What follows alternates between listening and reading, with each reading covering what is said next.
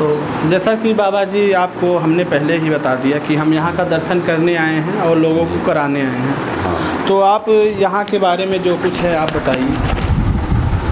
अब यहाँ के बारे में आप जो पूछना चाहते हैं, यहाँ पर च्यवन ऋषि महाराज जो हैं तपस्या किए हैं सतयुग में। सतयुग में च्यवन ऋषि महाराज की तपस्थली है, यहीं पर वो समाधि लिए थे साधना करके।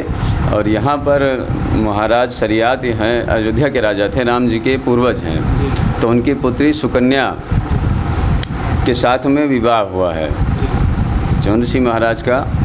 राजा शरियात यहाँ शिकार खेलने आए थे एक बार अपने सेनाओं के सहित। तो यहाँ महर्षि च्यवन समाधि लिए थे। साधना के बाद समाधि की गति होती है सन्यासी की, योगी की। तो यहाँ समाधि लिए थे।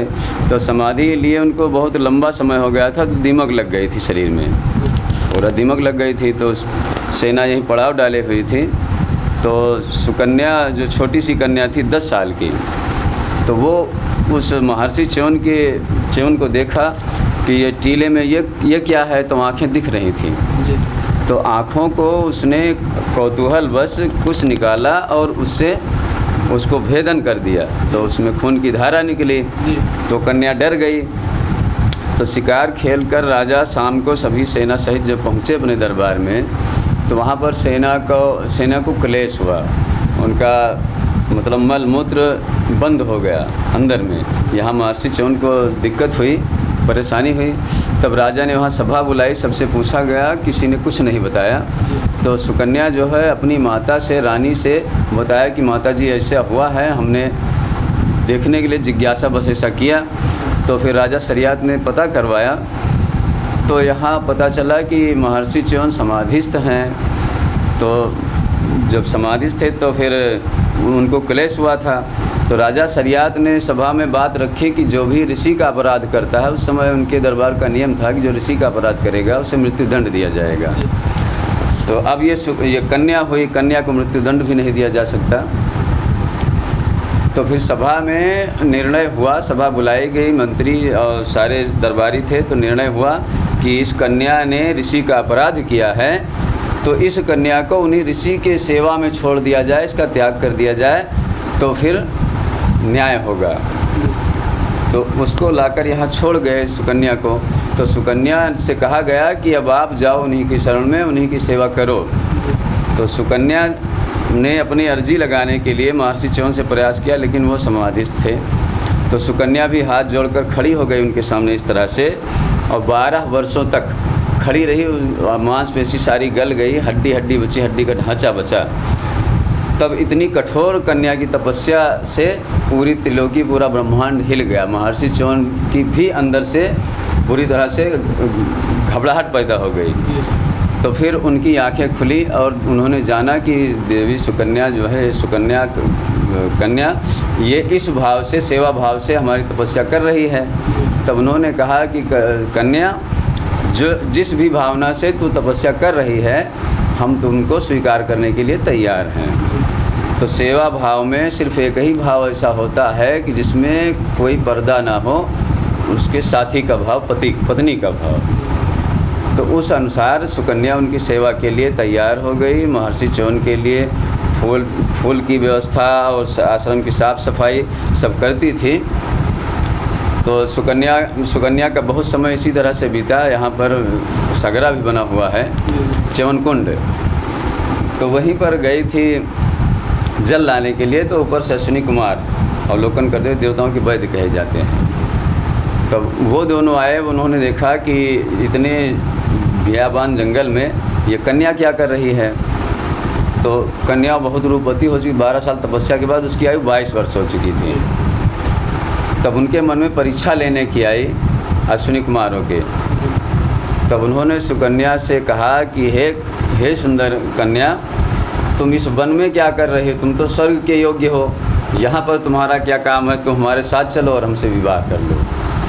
तब सुकन्या तपस्विनी थी, महाशक्ति। तो उसने कहा कि हे देव, आप तो जानते हैं सनातन धर्म को, आपके मुँह से ऐसी बातें अच्छी नहीं लगती हैं, और मैं तो सती हूँ, और सती अपने पति की आज्ञा के बगैर कुछ नहीं कर सकती है। तो उन्होंने कहा कि जाइए महर्षि च्यवन से कहिए कि हम आपको युवा बना देंगे, युवा बना देंगे, हमारे रूप में आ जाएंगे, फिर हम आपको, आप जिसके ऊपर वरमाला डालेंगे वही आपका पति हो जाएगा। तो च्यवन कुंड में अश्विनी कुमार दोनों महर्षि च्यवन गए, जो कि अभी स्थित है। आप जाएंगे तो देखेंगे च्यवन कुंड भी है। तो वहीं पर डुबकी लगाए तो तीनों युवा हो गए, एक रूप में हो गए। अब एक रूप में हो गए तो अब सुकन्या के लिए समस्या, आप हंसी, क्योंकि वो सती थी, पतिव्रता थी। उसके लिए समस्या आ गई कि क्या किया जाए कि हमारा ही पति हमको मिले। तब उन्होंने माता जगत जननी का ध्यान किया। सती की शक्ति महाशक्ति होती है, उनका ध्यान किया तो माता जगदम्बिका ने उनको बताया, वन दुर्गा वन की छत की रक्षा करती हैं। तो वो प्रसन्न हुई, उन्होंने बताया कि हे कन्या, देवता जो होते हैं वो कभी धरती का स्पर्श नहीं करते हैं, और मनुष्य जो होते हैं वो धरती से कभी उठ नहीं सकते हैं ऊपर, वो धरती पर ही रहते हैं। तो इसलिए अपने पति को पहचान ले। उस च्यवन कुंड से निकलने के बाद जो धरती पर रहेगा, जिसका पैर, वो आप तुम्हारा पति होगा, वो महर्षि च्यवन होंगे और बाकी दोनों देवता होंगे। तो देवी सुकन्या ने इस मर्म को जाना, फिर महर्षि च्यवन को पहचान कर उनको वरमाला पहनाई और उनके साथ शादी हो गई। दोनों युवा हो गए। फिर यहीं पर बहुत समय तक रहे। उसके बाद में अश्विनी कुमारों को अधिकार दिलाने के लिए वो राजा शरियात के सभा में गए और अश्विनी कुमार को सोमरस का अधिकार दिलाया। ये संक्षिप्त कथा है, कथा बहुत बड़ी है लेकिन पूरी कथा नहीं कर सकते। बाबा जी बताइए कि यहाँ जो शिवलिंग है, हाँ, वो प्रकट हुआ है कि यहाँ पर मतलब रखा गया है? नहीं, ये शिवलिंग स्वयंभू है। जो पृथ्वी के समय से ही पृथ्वी में रहता है, उसको स्वयंभू कहते हैं। मतलब इसका कोई इतिहास नहीं बता सकता है, पृथ्वी की रचना से ही पृथ्वी में समाहित है। इसकी जांच परख के लिए यहाँ के राजा ने उसको खुदवाने का प्रयास किया था, लेकिन जितना नीचे उन्होंने खुदवाने का प्रयास किया उतने गहरी होती गई, शिला चौड़ी होती गई, तो खुदवा नहीं सके। यहाँ बहुत दूर दूर से लोग आते हैं, अयोध्या से, प्रतापगढ़ से, बहुत दूर दूर से लोग आते हैं दर्शन करने और यहाँ पर रुद्राभिषेक पूजा पाठ करवाते हैं। हनुमानगढ़ी के महंत हैं राजू दास जी, वो भी आते हैं। सभी लोग वहाँ के राम जन्मभूमि के न्यास से बालक दास जी वो आते हैं। चित्रकूट से सारे संत महात्मा आते हैं, यहाँ पर अपना कल्पवास करते हैं, 1 महीने तक रहते हैं। अभी आकर गए हैं।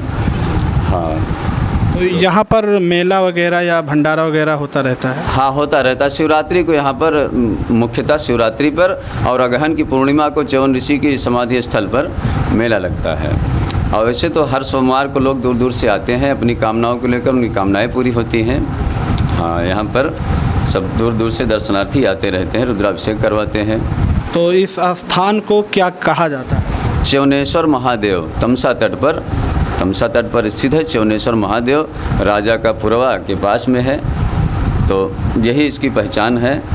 और अगर आप जैसे खोजना चाहते हैं गूगल पर तो च्यवनेश्वर महादेव के नाम से आपको मिलेगा भी सर्च करने पर।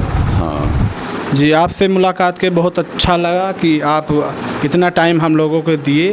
तो चलिए, आप सभी को उम्मीद करते हैं ये वीडियो पसंद आया होगा। काफ़ी पुराना स्थान है यहाँ का, तो सोचे आप सभी को दिखा दिया जाए। तो बाबा जी और कुछ बोलना चाहते हैं? बस और क्या बोले, बस सब शिव शंभू की कृपा है, सनातन पूजा उनकी होती रही है और यहाँ पर लोग आते रहते हैं। आप सभी से निवेदन है कि आप सभी लोग आइए एक बार और यहाँ का दर्शन करिए, इस महर्षि च्यवन की तपस्थली का। यहाँ पर जिस भी भाव से आएंगे आपकी कामनाएं पूरी होंगी। विदेशों से लोग भी आते हैं और ये 84 कोसी परिक्रमा मार्ग के अंतर्गत है, जिसका निरीक्षण हो चुका है, कार्य होना बाकी है।